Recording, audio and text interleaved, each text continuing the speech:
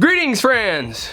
One of the goals here on my channel is for us to share our various experiences here on our homestead and the different things that we do, as well as all the amazing people that we get to visit and all the amazing stuff that they are doing to help inspire you to live a healthier, more sustainable lifestyle that is less dependent on a system or corporations, and that way you create more of a sense of freedom and empowerment, and you just feel really, really good. That is part of our goal and all the things that we're about. So with all that said, here recently I had the opportunity to be a speaker at Homesteaders of America. The conference is such a blast, and we get the opportunity to talk about things like that. Well, we always go to these conferences together. Yeah. But in this last conference, we were all packed up. We were getting ready to head out of town to go to the conference, and then bam, you couldn't go with us. We had the whole car packed up. We had a couple errands to run, and one of those was stopping by my parents' house to check on them, because for the past week they had been sick, and I've been checking on them to see how they were doing, and they kept saying, you know, we think we're feeling a little bit better every day. And so we're heading to my mom and dad's, and I call my sister-in-law and say, how you doing? And she said, not great, because dad's on his way to the hospital. And I'm like, what in the world is going on? So I talked to her for a few minutes and headed on over to my mom to see my mom. And I get there, and you know what? My mom's not doing great either. So as you went in to check on her, you came back out to the van and we're like, well, what do we do? And it was like, I don't know what we do. It was I was talking to you about it. It was very difficult. I called my brother. Well, first of all, I asked my mom, and I was like, do you need me to stay here? Because at that point, I really didn't know how sick she was. She was sitting in the bed, and you could tell she didn't feel good. And I said, do you want me to stay? Or are you okay with me going? And, you know, nobody wants to say, yeah, please stay with me. They don't want to ruin somebody's plans. So I went back out and talked to you again, and called my brother and my sister-in-law, and was talking, and I was really thinking about going. And I walked back inside one more time, and I asked my mom, I said, Mom, do you want me to stay? And she says, of course I want you to stay. So that was all it took. I pulled my bag and Micah's bag out of the van, and we were there. We stayed. Yeah, it was one of those things, if it was just going to the conference for fun, or we definitely all would have stayed, but I was wrestling with, I was like, I'm scheduled to speak there. I'm like, well, there's no need for both of us to stay. What can we both really do to help? So we just decided for you to stay and you to be there to help out, and I could just continue to go and take care of the other kids and go fulfill speaking engagement that we had up there. But the whole time it was like, man, I just got this weight on my shoulders, constantly checking to see how things were while you were back here and watching and taking care of your mom. And man, it was a really tough weekend. It really was. The conference was great, but it was like really tough, you not being with us, and then them being sick and us really just kind of being like in limbo, kind of like, what's going on? I agree. It was a really tough weekend, because the more I was there with my mom, the more I saw really how sick she was. And, you know, I went into full on, let's do this mode. What do we need to do? What supplements are there? What medications is she on? You know, what can we do to get her into a good place? And we did have an oximeter and to check her oxygen levels. And, you know, they were low. They were low. I'm not gonna sugarcoat that. And it was scary. And she really, I don't think, had really been eating very much food. And, you know, the other day I got to sit down and really ask my parents some questions and go back over what had happened for really the past, well, now, month. So what were some of the things that you talked to them about? Well, first, I just want to kind of just start it from the top and ask, what were some of your first symptoms that you had right out of the gate? I just felt really weak, like it was hard to stand up. And then I got to where all I wanted to do was lie down and sleep. I didn't want to move. I didn't want to be bothered. I just wanted to just lay there. Well, mine started out with a bad sore throat and a hacking cough.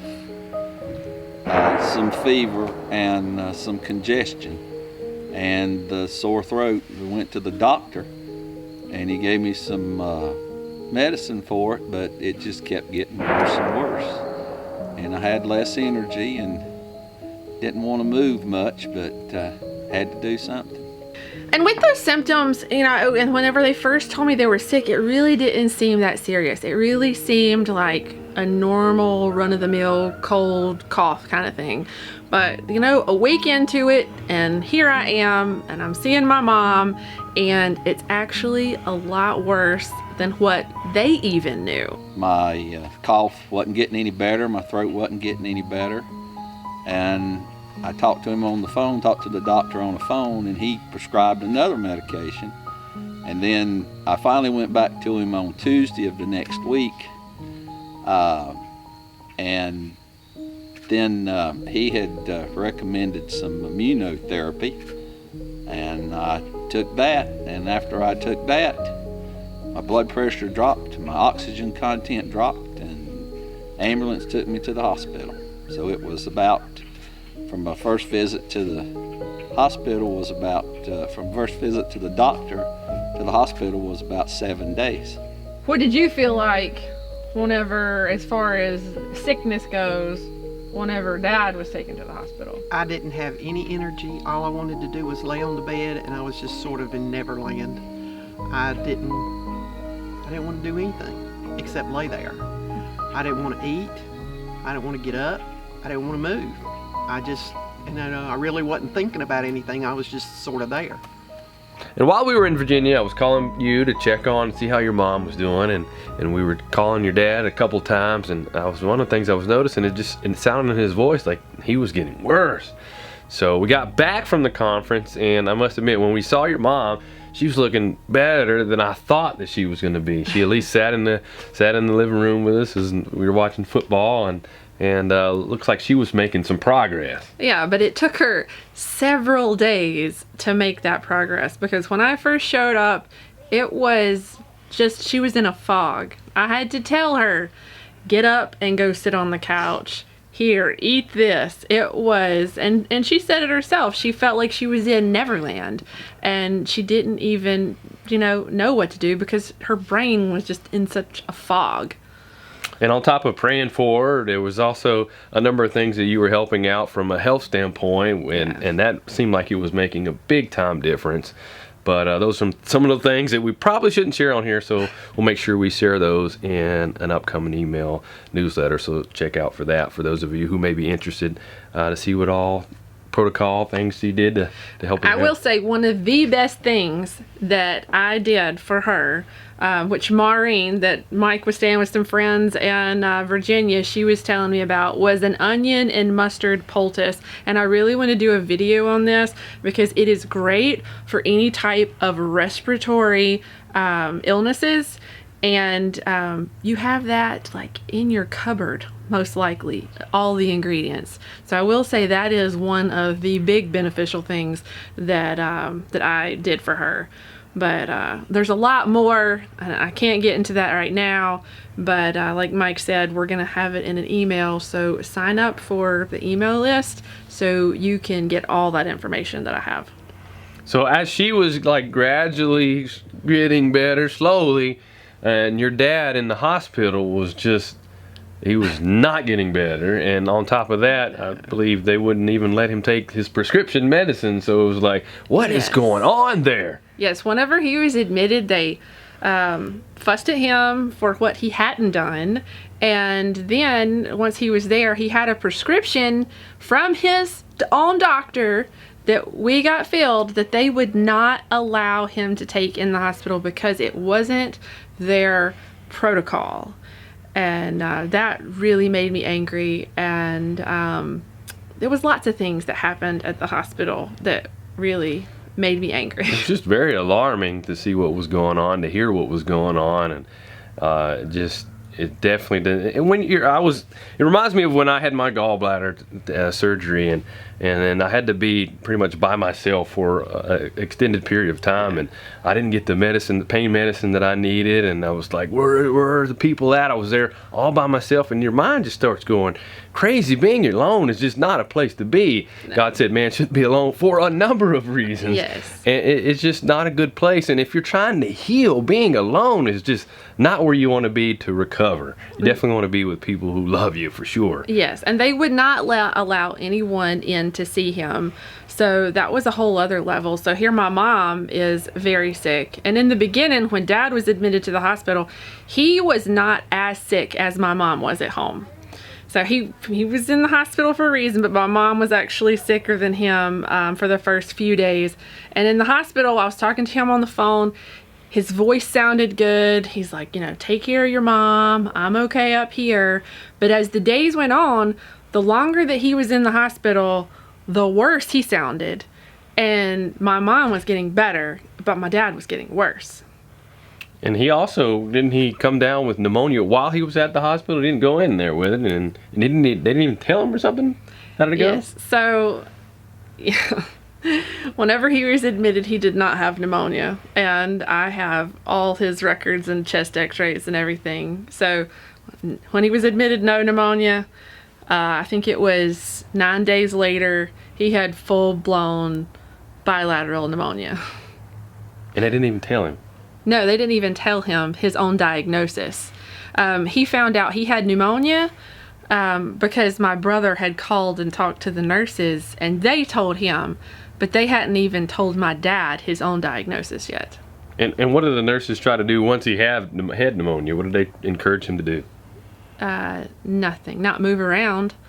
He was encouraged to stay in the bed and lay on his stomach, and that is it. And if you know anything about pneumonia, that is not how you treat pneumonia. They even have people get up right after surgeries to make sure they move around so they don't develop pneumonia. So they had my dad laying down. They didn't even want him sitting up for very long. So he would get up and go to the bathroom and get back in the bed. And so he developed pneumonia at the hospital. He did not get better. He didn't stay the same. He got worse. So that really, in my mind, is not a good thing. And he eventually got to the point where he was like, I don't want to be here anymore. Yes. And, I asked him that, and he talked about that the other day whenever I was asking him questions. Well, my experience at the hospital started out with the ER doctor fussing at me because I didn't do what he thought I should do. I was treated well at the hospital, but I was mainly told to lay on my stomach. I was given oxygen. I was medicated in the morning. I was medicated in the evening. I was conscious of everything that was going on, but they kept telling me I couldn't go home until my oxygen level, till the volume of oxygen I needed was 4 liters a minute or less. And the longer I stayed there, the less I wanted to stay. And I ultimately said that, told the doctor on the 9th day I was there that I was leaving the next day. And I was informed that if I left against their recommendations, when I left, I was on my own. I would have no kind of medication sent with me. I would have no script for anything, and I would not have a prescription for oxygen. That when I left out the door, I was on my own. And I told them I was leaving, we would deal with it. And with him coming home, we wanted to make sure that we could take care of him at home better than they could take care of him at the hospital. So during this whole time he's in the hospital, we are sourcing oxygen concentrators, which, they make it where you have to have a prescription to even buy one. So we had to go and look on other routes on how to buy them, purchasing from individuals. And we did that. We had a 5-liter one for my mom, and we ended up finding a 10-liter one for my dad because he was on a higher flow of oxygen at the hospital. So these are all things that we had to learn on the go. And because he didn't want to be in the hospital to begin with. but especially whenever his health started declining at the hospital and they were not giving him a prescription that he had, and they would not give him supplementation that I was giving my mom that I really feel like benefited her a lot, and doing some other treatments for her that they just weren't doing. And you know, he said that he wanted to go home, and they flat out told him that they would not help him with any prescriptions. They would not write him a prescription for oxygen. They would not give him any prescriptions if he left against their recommendations, which, talking to his personal general practitioner, which was totally against how he was being treated at the hospital. He's like, this is not right, and they can't even do that. It's called abandonment, and they cannot do that. But that is what they were telling them. And when my dad had said that he was going to come home, they called my mom, which is the only phone call that she had from the doctor, and essentially tried to scare her into convincing my dad to stay at the hospital. And my mom asked, "What are you doing for my husband?" And he was just hawing around, and I repeated it, you know, "What are you doing for my husband?" And then you took the phone because I still wasn't up to handling all that, and you talked to the doctor. You know, the doctor really couldn't say anything, and she was still not in a position to really talk on the phone. So I took the phone, and I'm like, look, this is what's gonna happen. He's coming home. He says he wants to come home. We have everything here to take care of him that you have at the hospital, and nobody's going to take care of him up there like we can. You don't even have the staff or the manpower to even give him the type of care that we can here. And he wants to come home. He's coming home, and we want this to be as peaceful and as less stressful as possible. And this is what's going to happen. And we all have to make our own decisions on what do we do as far as going to the doctor, how we take care of ourselves, what medicines we take. But if it got to the point where if they would have been holding him any longer, they would have been holding him against his will. Yes. And that is just not right. Not right at all. When you have to look up on your phone how to leave the hospital so you aren't medically kidnapped, and you're thinking about, well, if they don't allow me to leave, I have to call 911 to tell them I'm being held against my will. When it comes to that point, that is not health care. No. And that is not they're not doing what's in your best interest. Just like I asked him, did any nurse tell you to get up and move around so you do not develop pneumonia? And they told me to lay on my stomach and breathe like that, and not to move and not to sit upright very long. But they did not encourage you to move They around. did not encourage me to move around. They wanted me still in the bed. He said not a single nurse. Yeah, that's just so sad. And that is not how you treat people. So I ended up leaving the hospital, and I think he said something along the lines of this was like one of the happiest times that he got to leave the hospital. So two of my brothers and myself went, and we had a generator on the back of the truck with an oxygen concentrator. So they ended up, it was very peaceful. They wheeled him down. He got off of oxygen in the wheelchair, and we put him on oxygen in the truck. And, you know, as we were leaving, my dad, which is a very strong man, said, you know, this is the happiest I have ever been in my life to leave somewhere. And, you know, that really will be forever ingrained in my brain. And even though they did not disrespect my father, and he says the nurses were nice, they did not do what they were supposed to do and treat him like he was supposed to be treated.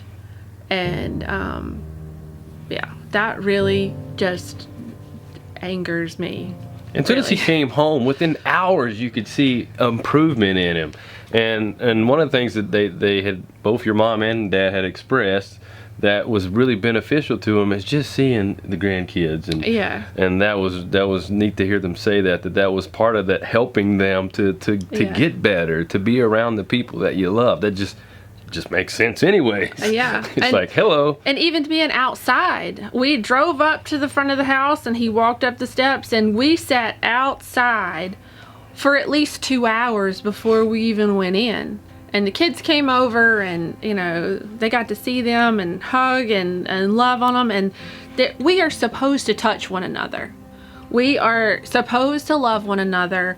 And this whole stay however apart is not right. And that's not how we're supposed to live our lives. So each day, continue to get better, continue to get stronger. And through this, they have learned a number of things. And they talked to you about some of the lessons that they've learned. They did. Through this trial. I think what I've learned, and we were living before this, is we're not going to live in fear. That we're going to be as healthy as we can be. We are going to live our lives the way that we want to. And that bad things happen sometimes. And when they do, you just take care of it.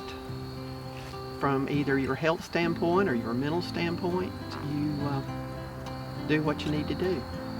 And in my case, it was having Lacie take care of me and help us with supplements and things like that, and just live the best life that you can. We weren't living in fear before we got sick. Right. We had decided in April of 2020 that we were going to live our lives the way we wanted to, no matter who was dictating what.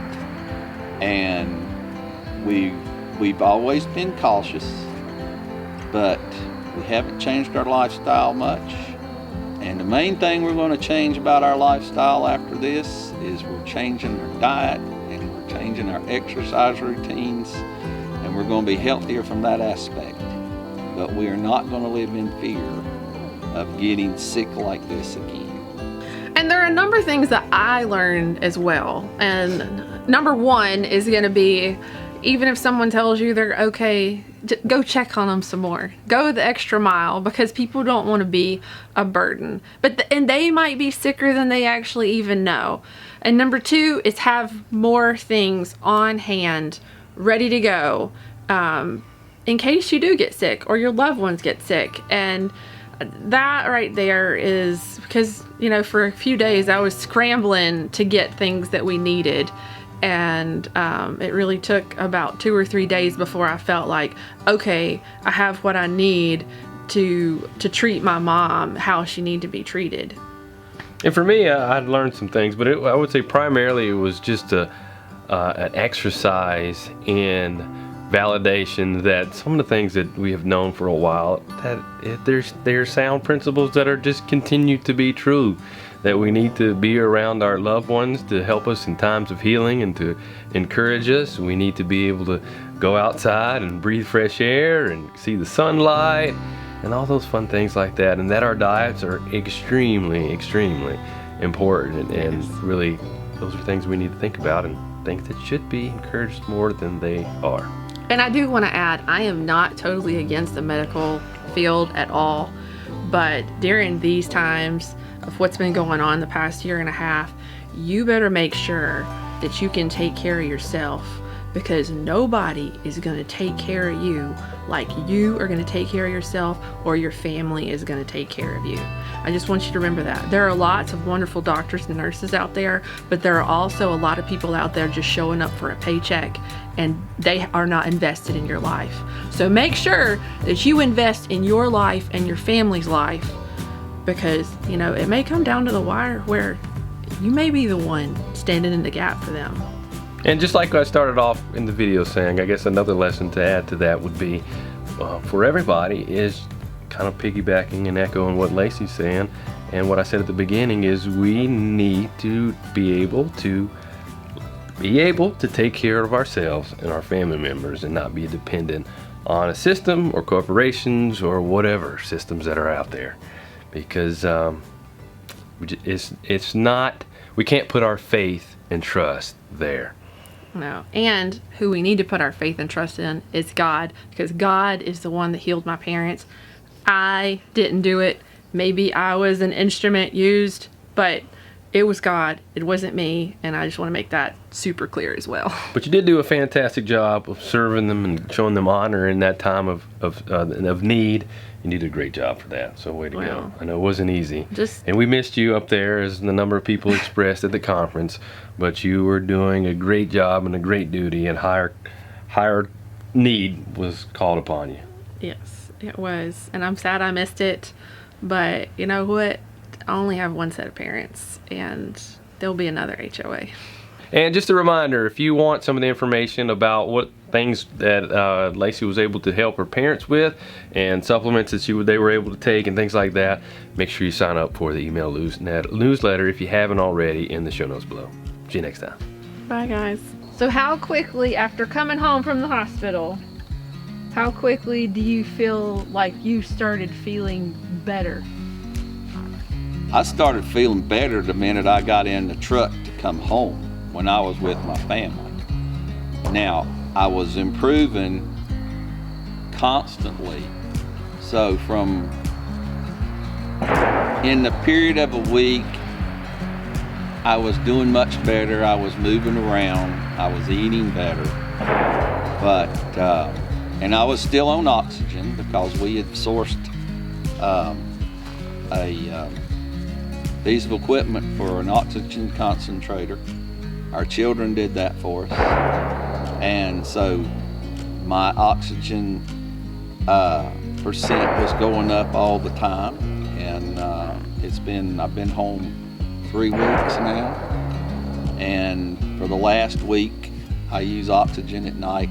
We don't use it during the day, and we're just doing better, and environment has a lot to do with that. My children are the best. They are tenacious and very enterprising. And persistent. So, hats off to my kids. Especially Lacie, she saved my life. With God's help. It's all God. It's all God. And lots of prayers from a lot of people. He used Lacie as a tool to save me. Glad I could do what I did. Well, I'm glad you could do what you did too. This is purely my recommendation, but stay out of the hospitals if at all possible. Stay out, because I don't think they have your best interest at heart.